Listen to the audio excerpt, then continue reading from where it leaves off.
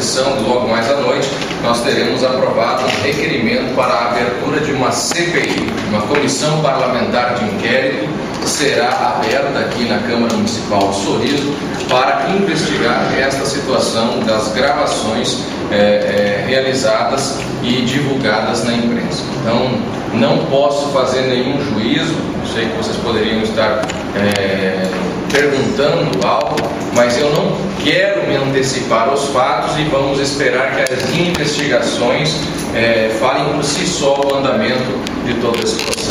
A Câmara vai pedir na íntegra essa gravação, que eles tiveram acesso? Nós já pedimos, inclusive. Nós pedimos no Ministério Público, nós pedimos tudo que está sendo investigado e tivemos o acesso negado.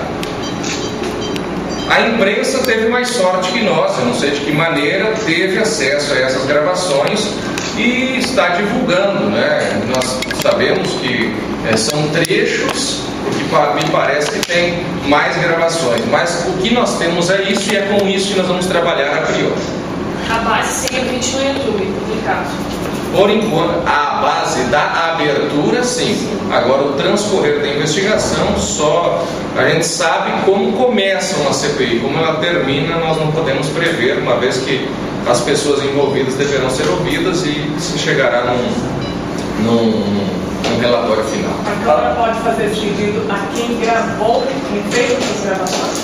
Não, com certeza nós vamos pedir, mas o trâmite burocrático seria pela justiça, né? Então, claro que a CPI, ela dá aos vereadores poder de polícia.